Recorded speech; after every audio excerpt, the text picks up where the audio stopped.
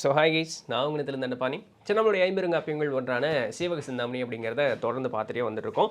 So முந்தைய பதிவில் என்ன பார்த்துருந்தோம்?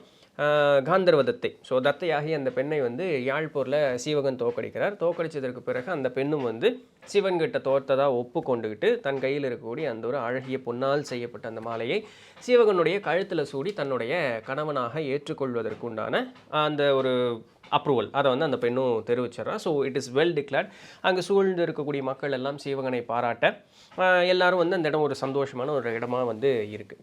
ஆனால் அந்த இடத்த வந்து தலைமை தாங்கி நின்றுட்டு இருக்கக்கூடிய ஆள் யார் அப்படின்னு சொன்னால் கட்டியங்காரன். பிகாஸ் அந்த நாட்டினுடைய ராஜா கட்டியங்காரன். கட்டியங்காரனுக்கு ஏற்கனவே சீவகனை கண்டா பிடிக்காது. எப்படா சீவகனை கொள்ளலாம் அப்படின்னு சொல்லிட்டு தான் கட்டியங்காரனும் உட்காந்துருக்கும் பொழுது இதுக்கு ஒரு சான்ஸுக்காக எதிர்பார்த்திருந்த மாதிரியே பிற நாட்டு மன்னர்களும் அவர்களுடைய படையும் அந்த இடத்துல சூழ்ந்திருக்க கட்டியங்காரன் என்ன பண்ணுறான் அப்படின்னு சொன்னால் அந்த அரசர்களை பார்த்து எல்லாத்தையும் என்ன சொல்கிறான் அப்படின்னு சொன்னால், ஏய் நீங்கள்லாம் ஒரு அரசர்களா, அரசு மரபில் வந்தவர்களா, நீங்கள் உங்களுக்கெல்லாம் வீரமே கிடையாதா? இது சீவகன் ஆஃப்டரால் ஒரு வணிகன் வீட்டு பையன், அவங்ககிட்ட போய் நீங்கள்லாம் தோக்கிறதா? என்ன பண்ணிக்கிட்டு இருக்கீங்க? நீங்கள் எல்லாம் வந்து எல்லாத்தையும் அரசை திறந்துட்டு எல்லாம் சாமியாராக காட்டுக்கு போங்கடா, நீங்கள் எல்லாம் ஒன்றுத்துக்கு லாய்க்கு இல்லாதவங்கடா, போரிட்டு வெல்லுங்கடா, முதல்ல போரிட்டு வென்று சிவன்கிட்ட தத்தையை வந்து நீங்கள் எடுத்துகிட்டு போங்கடா அப்படிங்கிற மாதிரி ஸ்க்ரூ ஏற்றி விட்டுக்கிட்டே இருக்கான் கட்டியங்காரன். இதோட போன பதிவில் பார்த்து நிறுத்திடணும். இன்றைக்கி அதனுடைய தொடர்ச்சி எப்படி பாருங்கள். கட்டியங்காரன் இன்னும் அதிகமாக மன்னர்களை ஸ்க்ரூ ஏற்றி அவங்களை வெறி ஏற்றி விட்டே இருக்க பாருங்க எப்படின்னு.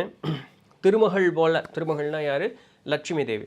ஸோ திருமகள் போல் இருக்கக்கூடிய அந்த ஒரு தத்தையை யாரொருவன் அடைகிறானோ அவனுக்கு வந்து இந்த நில உலகத்தில் அலைகடலையே வந்து ஆடையாகவும் வேலியாகவும் கொண்டு இந்த மக்களுக்கு வேண்டுவன எல்லா செல்வங்களும் அளிக்கக்கூடிய சக்கரவாளகிரி அப்படின்னு சொல்லக்கூடிய அவ்வளோ பெரிய ஒரு மலைக்கு தலைவனாவானான்.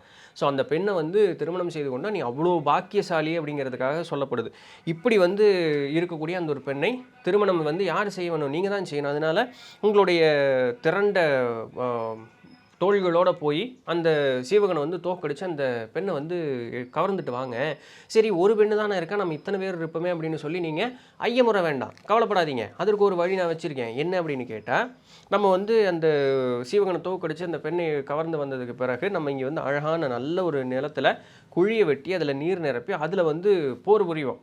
ஸோ அந்த மற்போர் அதில் யார் ஜெயிக்கிறானோ அவங்க வந்து தத்தையை வந்து வென்றதாக எடுத்துக்கொள்வார்கள் அப்படின்னு சொல்லி கொடுமை மிக்க கட்டியங்காரன் தன்னுடைய அந்த சினமெல்லாம் அப்படியே விஷத்தை கக்கி உமிழ்றான். இதெல்லாம் கேட்ட அரசர்களும் பார்த்தீங்க அப்படின்னு சொன்னால் நல்ல தத்தையினுடைய எப்படி சொல்கிறாங்க, பந்தாடும் விரல்களுடைய தத்தையினுடைய சாயாத முளை இன்பம் ஆயுட்காலம் முழுசும் கிடைக்க வேண்டும் அப்படிங்கிற அந்த ஒரு வெறியில் அவர்கள் வந்து அப்படி திரண்ட தோள்களோட பயங்கர ஒரு ஆக்ரோஷமாக வந்து எல்லோரும் அப்படிங்கிற மாதிரி அந்த இடத்துல இருக்க அஞ்சுதலை நாகத்திலிருந்து உமிழக்கூடிய அந்த ஒரு நஞ்சு போல் அந்த அரசர்களுடைய மனசு முழுக்க முழுக்க காம வெறி கூடி சத்தியம் மறந்து அவர்கள் இதுக்கு வேலை செஞ்சது கட்டியங்காரன் தான். இது அங்கிருந்து பார்த்துக்கிட்டு இருக்கிற சிவகனுடைய நண்பன் யார்? பதுமுகன் அப்படின்னு சொல்லக்கூடிய நல்ல அழகான அலங்காரங்கள் பூண்டு அந்த யானை மேலே உட்காந்து இது எல்லாத்தையும் பார்த்துக்கிட்டு இருக்கக்கூடிய பதுமுகன் இப்போ முன் வந்து அந்த அரசர்கள்கிட்ட பேசுகிறான். எப்படி பேசுகிறான் அப்படின்னு சொன்னால், 4 வகையாக அந்த ஒரு நல்ல செய்தியை சொல்கிறது அப்படிங்கிறது 4 வகையாக சொல்கிறார். பாருங்களேன், சும்மா எடுத்தோன்னே மிரட்டுறதெல்லாம் கிடையாது. 4 வகையாக நல்ல செய்திகள். இதை நமக்கும் ஒரு படிப்பினை. குளிர்ந்த, நல்ல, விரும்பத்தக்க, சுடுகின்ற, இந்த 4 வகையில், அதாவது குளிர்ந்த என்ன, நம்ம அதை கேட்டாலே நம்ம அப்படியே மயங்கி போயிடும். அப்படியா, சரிப்பா அப்படிங்கிற மாதிரி. குளிர்ந்த, நல்ல புத்தி சொல்கிறது. இதில் வந்து அவ்வளோ இனிமை இருக்காது அப்படின்னு சொன்னாலும் இருக்கிற மாதிரி எடுத்து சொல்கிறது, இது நல்ல. விரும்பத்தக்க, நமக்கு ஏற்ற மாதிரி சொல்லக்கூடிய அந்த ஒரு விஷயம் விரும்பத்தக்க.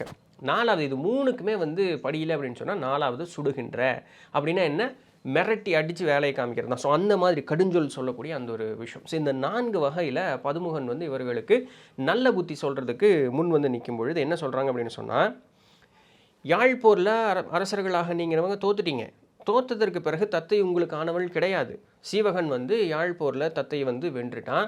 ஸோ சீவகனுக்கே தத்தையானவள் உரியவள். இதுதான் இந்த போட்டியினுடைய நியதியே.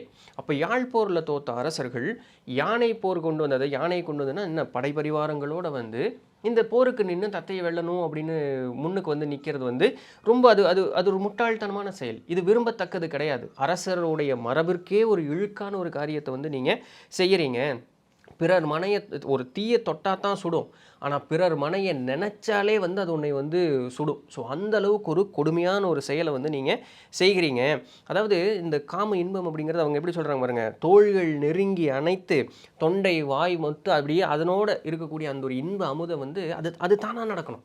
நீ வாழ் கொண்டு வந்து அதை வலுக்கட்டாயமாக எடுக்கணும் அப்படிங்கிறதெல்லாம் வந்து நீ பண்ணக்கூடாது. நீ இப்படி பண்ணக்கூடிய இந்த ஒரு காரியம் எதற்கு ஒப்புன்னு சொன்னால், உன்னுடைய போர்க்கலைகளும் திறனும் நீ ஏந்திய வாளுக்குமே இருக்கக்கூடிய மிகப்பெரிய ஒரு இழுக்கு அது நீ செய்யக்கூடிய அந்த ஒரு காரியம். அதுபோல் இந்த மாதிரி ஒரு காரியத்தை செய்யாத. நல்ல ஒரு கொல்லக்கூடிய சிங்கம் போல வலி உடைய அந்த சீவகனுக்கு தத்தை கிடைச்சா, ஆனால் உங்ககிட்ட இந்த உலகமே இருக்குது.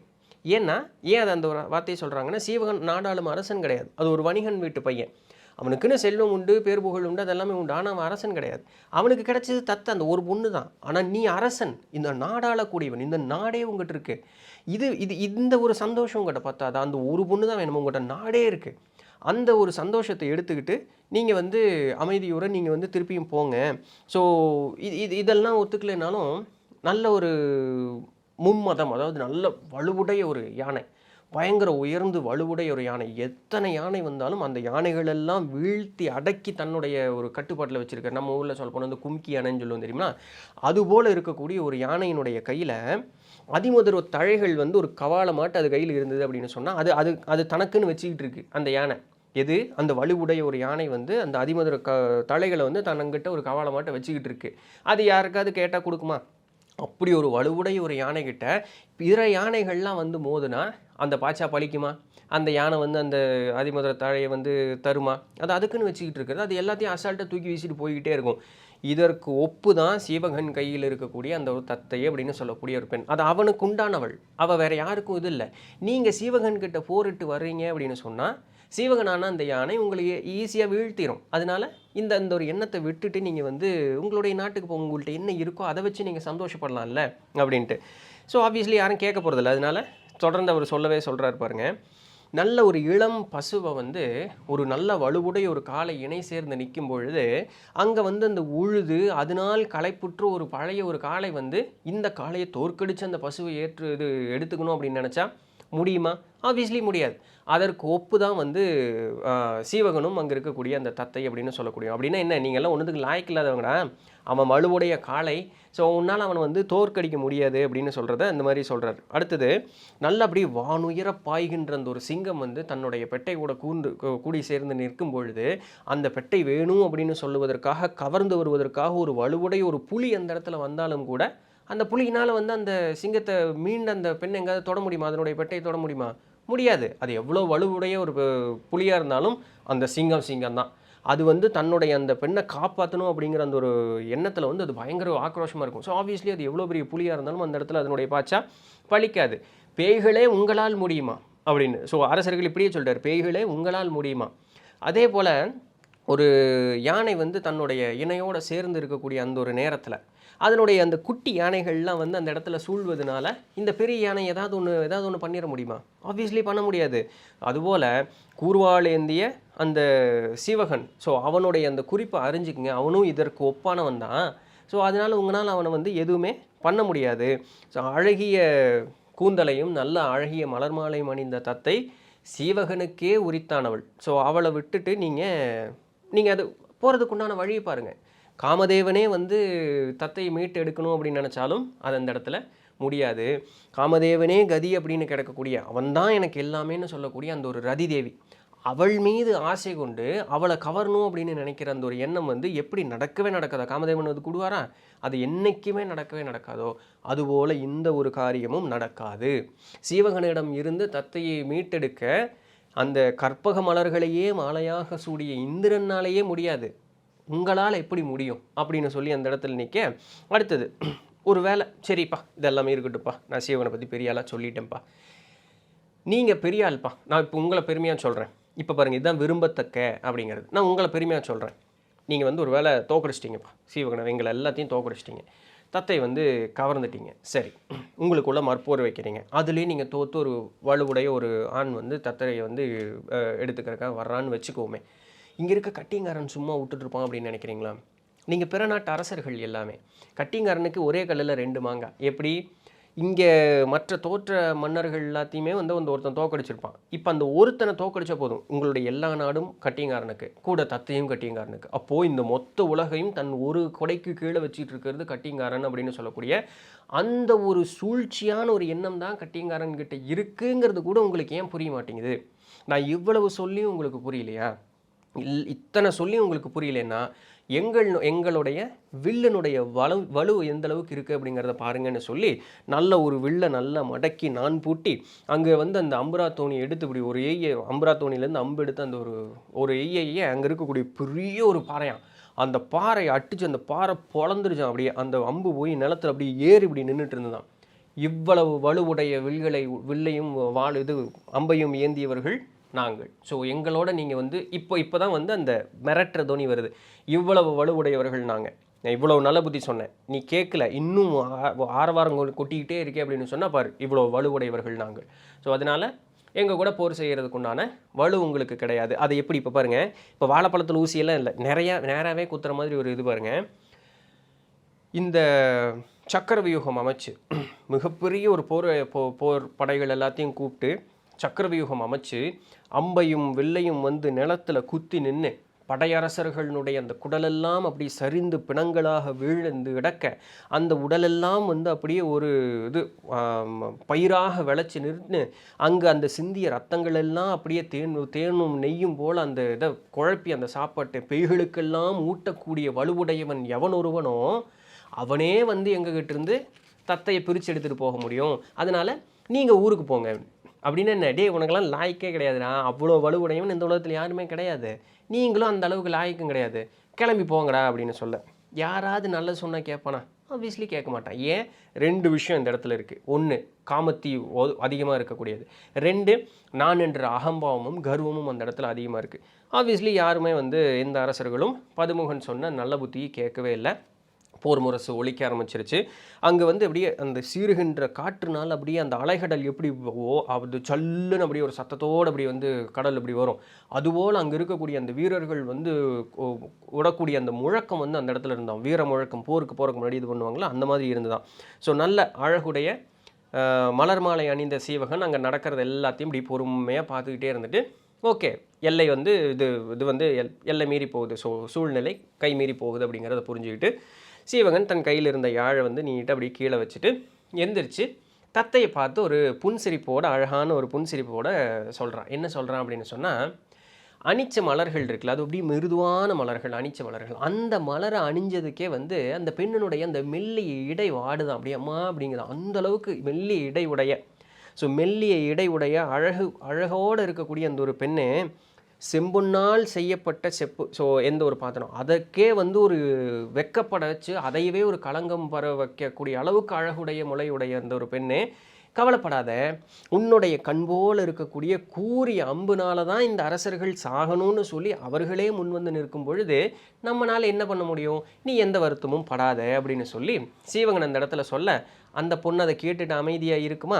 அந்த பொண்ணு என்ன இது பண்ணுறா, ஸோ வருத்தம் மேலிடுது. ஏன்னா நாளைக்கு கணவனாக போகிறான், அவன் வந்து இங்கே போருக்கு போகிறான், இது என்ன வேணாலும் ஆகலாம்ல. ஸோ எவ்வளோ வேணாலும் நம்ம வந்து வாய் எவ்வளோ வேணாலும் பேசலாம், ஆனால் அந்த போரில் என்ன வேணாலும் நடக்கலாம்னு. ஸோ அதை நினச்ச அப்படி தாங்க பொண்ணுங்க. அது எனக்கு இந்த காலத்தில் என்னன்னு தெரியல. ஸோ அந்த காலத்தில் ஒன்ஸ் டிக்ளேர்டு அப்படின்னு சொன்னால் அவன் தான் தனக்கு ஆடவன், மற்ற யாரையுமே அவர்கள் ஆடவர்களாக ஏற்றுக்கொள்ள மாட்டார்கள். கனவுலையும் கூட அவர்களுக்கு இன்னொரு ஆடவன் கண்ணுக்கு வர மாட்டான். ஸோ அப்படி வந்து மைண்டு கம்ப்ளீட்டாக சீவகன் தான் தனக்கு அப்படின்னு ஃபிக்ஸ் ஆகும் பொழுது இந்த சீவகன் இப்போ போருக்கு போகிறான். இப்போ என்ன ஆகுது அப்படின்னு தெரியாது. அப்போது அம்மா அப்படின்னு சொல்லி அந்த பெண் வந்து அப்படியே அழுது புலம்பி அப்படியே நிலத்தில் விழ, அவளுடைய கண்களிலிருந்து நீரெல்லாம் அவளுடைய மார்பு நனைய அப்படியே வந்து கீழே விழ, அவளுடைய அத்தனை மிகுந்த அழகு, திருமகள் போல் இருந்த அழகு வந்து அப்படியே கெட்டு வாடுதான். ஏன்னா அந்த மனசு வாடணுன்னு அந்த உடலில் இருக்கக்கூடிய அழகெல்லாம் அப்படியே கெட்டு வாடுதான். நம்பியாகிய சீவகனுக்கு உறவாய் வந்து ஆற்றாத பெரும் ஒரு துன்பத்தையும் பகையும் வந்து என்னால் ஏற்பட்டுருச்சே, இந்த உடலில் வந்து இன்னுமா இந்த உயிர் வந்து நீடிச்சு நின்றுக்கிட்டு இருக்கணும், எப்போ தான் இந்த உயிர் வந்து இந்த உடலை விட்டு போகுமோ, என்னால் சீவகனுக்கு தன் துணைவனாக நினச்சவனுக்கு இப்படி ஒரு பெரும்பகை வந்துருச்சு, அதுவும் என்னால் தான். ஸோ இந்த உடலில் நீ உயிர் இருந்து என்ன பயனுது அப்படின்னு சொல்லி அந்த பெண் அந்த இடத்துல வாடி வதங்கி அப்படி அந்த இடத்துல நிற்க, அவர்களுடைய தோழியர்கள்லாம் வந்து அந்த பெண்ணை அரவணைச்சு அந்த தூக்கி சமாதானம் சொல்கிறாங்க. என்ன அப்படின்னு சொன்னால், நம்முடைய போர்படை மிகுந்த வலிவுடைய போர்ப்படை. இந்த உலகத்திலேயே வந்து எல்லாத்தையும் கொல்லணும் அப்படின்னு சொன்னாலும் கூட அவர்களால் முடியும். ஸோ அந்த அளவுக்கு வலுவுடைய போர்ப்படை. நீ எந்த வகையிலையும் வருத்தப்படாத அப்படின்னு சொல்லி அந்த தத்தைக்கு வந்து அவர்கள் சமாதானம் சொல்லி நிற்க, ஏற்கனவே பார்த்துருக்கோம், தத்தைக்கு வந்து பாதுகாப்பாக இருக்கிறதுக்காக வாளும் வில்லும் ஏந்திய பெண் வீராங்கனைகள் அந்த இடத்துல இருக்காங்கன்னு சொல்லிட்டு. ஸோ அவங்க வந்து சொல்கிறாங்க, பெண்ணுக்கு உண்டான பெண்மை அப்படிங்கிறது பெண்களுக்கு உண்டான சிறப்பு. நல்லா நறுமணமான மலர் மாலை அணிந்து வலுவுடைய ஒரு தன்மை ஆணுக்கு உண்டான சிறப்பு. இது ரெண்டில் எது பெஸ்ட்டுன்னு எங்களுக்கு தெரியும், நீயா நானா பார்த்துக்கலாம் அப்படின்னு சொல்லிட்டு தத்தையை சுற்றி எல்லா பெண் வீரர்களும் வந்து அந்த இடத்துல இது கையில் வாளும் இதுவும் அம்பும் ஏந்து அவர்கள் எல்லாம் தத்தையை சுற்றி அப்படின்னு நிற்க, போர் இப்போ ஆரம்பிக்க போகுது. இப்போ என்ன ஆகுது அப்படின்னு சொன்னால், சீவகன் வந்து அந்த சீனுக்குள்ளே முன்னாடி வந்து இப்படி நிற்கிறதுக்கு வர்றார். அந்த சீவகனை பார்த்தோன்னே அந்த இடத்துல எப்படி இருந்ததுன்னா, அந்த குரல் இருந்த அந்த ஒரு பலம் வந்து அப்படி குன்றி போச்சான். அப்படியே இந்த கூன் உருகி போன மாதிரி, இந்த பயத்தில் இப்படி நடுங்கு வந்துடும், அப்படி கூன் உருகி போச்சான். அந்த வயத்தில் வந்து நம்மளுக்கு ஒரு மாதிரி புளியை கரைக்குன்னு சொல்லுவோம்ல, ஸோ அந்த மாதிரி ஆகி அந்த வயிற்றில் இருக்கக்கூடிய குடலெல்லாம் வந்து அப்படியே கருகி போச்சான் அந்த பயத்தில். ஸோ சீவகன் வந்து அந்த போருக்கு இப்படி வந்து முன்னாடி நிற்கும் பொழுது அந்த இடத்துல இப்படியே நிற்க அந்த சீன் வந்து அப்படியே கிரியேட் ஆகுது கம்ப்ளீட்டாக. ஸோ நல்ல அப்படியே முல்லை கொடி போல் இருக்கக்கூடிய, முல்லை மலர் போல் இருக்கக்கூடிய அழகான அந்த பற்களை உடைய சீவகன் என்ன ஆனாலும் பார்த்துக்கலாம்டா அப்படின்னு சொல்கிறக்கு ஏற்ற மாதிரி அப்படியே ஒரு புன்சிரிப்போடு அந்த இடத்துல கையில் வாழேந்தி வந்து அந்த இடத்துல முன் நிற்க, எதிர்கொண்டு நின்றவர்களுடைய நிலைப்பாடு இந்த இடத்துல அந்த மாதிரி தான் இருந்து நான் பார்க்குறதுக்கு. ஸோ ஆண் சிங்கம் போல் அப்படியே கர்ஜனையோட, அதாவது எதிர்த்தாப்பில் இருக்கிற ஒரு சிங்கம் கர்ஜனை விட்டுது அப்படின்னு வச்சுக்கிங்களேன், இங்கே இருக்கிற சிங்கம் சும்மா இருக்காது, இதுவும் கர்ஜிக்கும். ஸோ அவர்கள் வந்து அந்த வீர முழக்கை விட அவர்களுக்கு ஒப்பாக சீவகனும் வந்து ஒரு ஆண் சிங்கம் போல் கர்ஜனை விட, ஸோ அந்த இடம் வந்து எப்படி இருக்கும் அப்படின்னு நீங்கள் கற்பனை பண்ணி பாருங்களேன். வாடா நீயா நானா பார்த்துக்கலாம் அப்படிங்கிற மாதிரி. கரெக்டாக பதுமுகனும் அதற்கு ஏற்றார் போலவே யானை சூழ்ந்த அந்த படைகள் எல்லாத்தையுமே, தத்தை இங்கே இருக்காங்க. ஸோ தத்தைக்கு பாதுகாவலருக்கு உண்டான பெண்கள் இருக்காங்க, அவர்களுடைய தோழியர்கள் எல்லாமே இருக்காங்க. என்னதான் அது இருந்தாலுமே அவங்களையும் பாதுகாக்கணும்ல, எவனாவது குறுக்கால ஊந்துட்டான் அப்படின்னு சொன்னால். ஸோ அதனால் என்ன பண்ணுறாரு பதுமுகன், உடனே கரெக்டாக மதம் கொண்ட அந்த யானைகள் எல்லாத்தையுமே படையோடு கொண்டு வந்து அவர்களுக்கு காவலாக அவர்களுக்கு முன்னாடி நிறுத்தி, கூர்வாளேந்திய படை வீரர்களும் வில்லும் இலைவோல வடிவுடைய வேலுமுடைய வீரர்கள் அந்த நாற்படையும் இவர்களுக்கு பாதுகாப்பாகவும் அந்த இடத்துல நிறுத்தி அந்த இடத்துல ஒரு சீன் கிரியேட் ஆகிடுச்சு. எனக்கு புல் அரிக்குது உண்மையிலுமே அந்த இடத்த யோசித்து பார்க்கும்பொழுது. ஸோ இப்படி ஒரு சீன் அந்த இடத்துல கிரியேட் ஆகிடுச்சு. ஆப்போசிட்டில் இருக்கவங்க எல்லாருமே நாடாளக்கூடிய அரசர்கள், அவர்களுக்கு போர்த்திறன் அப்படிங்கிறது பயங்கரம். எத்தனையோ போர்களை சந்திச்சிருப்பாங்க இல்லையா, அவர்களுடைய திறன் அப்படிங்கிறது ரொம்ப அதிகம். இங்கே இருக்கிறது ஒரே ஒரு வணிகனுடைய வீட்டு பையன். அந்த பையனுக்கு இருக்கக்கூடிய என்ன வணிகர்கள் படை வச்சுக்கலாம் அப்படின்னு அந்த காலத்தில் நம்முடைய தர்மத்தில் இருக்குது. ஸோ அந்த வணிகரனுடைய பையனுடைய படையும் மித்த அவருடைய நண்பர்கள் எல்லாம் புடைசூழ தான் இந்த இடத்துல இருக்குது. ஆப்போசிட்டில் இருக்கவங்க எல்லாருமே ராஜா, இங்கே ஒரு வணிகர் வீட்டு பையன் மட்டும் இருக்காங்க. எப்படி இருக்கு பாருங்களேன். இது இங்கே ஒரு பொண்ணுக்காகவா அப்படிங்கிறது இல்லை மேட்ரு, அங்கே இல்லை, இங்கே ஈகோ தான் மேட்ரு. சரிங்களா, காமம் அப்படிங்கிறது அந்த இடத்துல இருக்குது, இல்லைன்னு இல்லை. ஆனால் அதில் இருந்து நம்ம மீண்டு வெளியே வரலாம். ஆனால் அதுக்கு மீறி நமக்கு என்ன தீனி போட்டுருச்சு இந்த இடத்துல, ஈகோ. நான் என்ற அந்த அகம்பாவம், பார்த்துக்கலாம் நீயா நான் தான்டா அப்படிங்கிற அந்த ஒரு ஈகோ. இதுதான் இங்கே இப்போ பிரச்சனை. இப்போ புரியுதா நமக்கு இந்த இடத்துல நமக்கு என்ன பாடம் அப்படின்னு சொல்லிட்டு, காமமானதும் நான் என்ற அகம்பாவமும் கர்வமும் நீ எவ்வளோ பெரிய ஆளாக இருந்தாலும் உன்னை அழிக்கும் அப்படிங்கிறது தான் இதில் இருக்கக்கூடிய ஒரு விஷயம். ஸோ இதுதான் இன்றைக்கு உண்டான வீடியோ. என்ன ஆகுது இப்போ படைகள்லாம் அப்படியே சூழ்ந்து நிற்க நீ என்ன ஆகுது அப்படிங்கிறத நாளைக்கு வீடியோவில் பார்க்கலாம். பிடிச்சிருந்தா லைக் பண்ணி விடுங்க, உங்கள் ஃப்ரெண்ட்ஸ் அண்ட் ஃபேமிலிக்கு ஷேர் பண்ணுங்கள். நாளை சந்திப்போம். அது வரையும் தொடர்ந்து நினைந்திருங்கள். நான் உங்களை திறந்து பண்ணி நன்றி.